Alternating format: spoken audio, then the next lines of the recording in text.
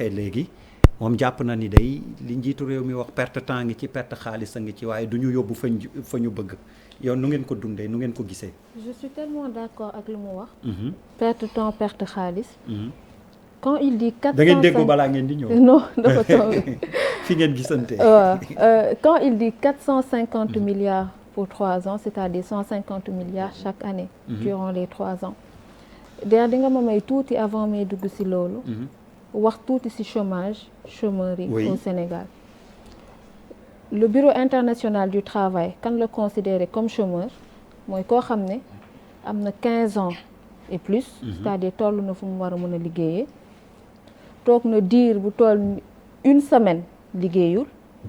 il est prêt lui c'est-à-dire parce que amul benn activité bu muy def d'ici 15 jours suñ ko joxoon liggéey mu liggéey. wër na liggéey pendant 1 mois. loolu lañ jàppee comme chômeur. c'est le BIT qui donne cette définition. ñun fii Sénégal suñu perception chômeur mooy koo xam ne jàng na ba pare liggéeyul. musul liggéey sax chômeur lañ lay woowee. alors que c'est pas le cas. donc peut-être tey ak taux bi fu mu toll état bi comprendre na ko teg fi ay structures pour accompagner les jeunes. ci bëri dans l'entrepreneuriat. accompagner leen financer leen former leen ak yooyu.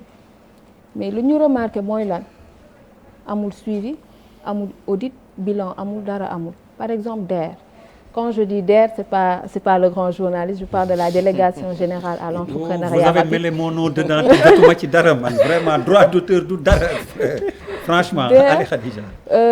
DER mi ngi fi depuis 2018.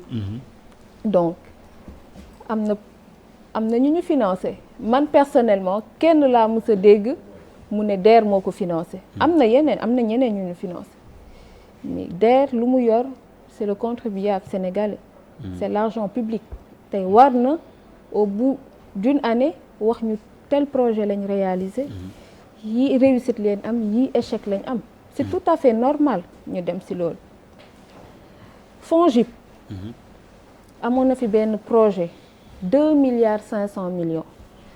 avec la restauration rapide Tangus defe naa je pense que ñëpp gisoon nañ. cantines yi un peu partout. à Dakar Tangus voilà. C'était pour 35 cantines 2,5 milliards. donc pour cantine bu nekk si on fait le calcul 428 857 francs CFA la pour tout ce qui est installation abonnement peut-être électricité ak yenn détails. je rappelle 71 millions par cantine. c'est un projet morné. projet bi matul 1 an kenn déggatul Tangus. souvent da ngay romb cantine mais tu ne vois pas. doxatul carrément doxatul. mais tey FONGIP moo assuré woon garantie bancaire bi. tey war nañu mën a ñëw wax ñu projet bi lii ak lii moo ci am. sont des choses yi nga xamante ne c'est normal. président quand il faisait son discours traditionnel le 3 avril. à l'entendre parler tu te dis que il est en train de nous dire indirectement que politique jeunesse bi c'est voué à l'échec carrément. parce que tey soo tegee ay structure nga ne pour jeunes yi la génnee xaalis teg toogaa tuuti génneewaat 150 milliards ne encore pour jeunes yi la kon yow li nga tegoon yëpp baaxul wala liggéey bi saytu bi doxul. je pense que si loolu lañ war a njëkk commencer. suivi évaluation audit et bilan. avant ñu continuer. Habib moo la bàyyil mu nuyu Maître Tine mi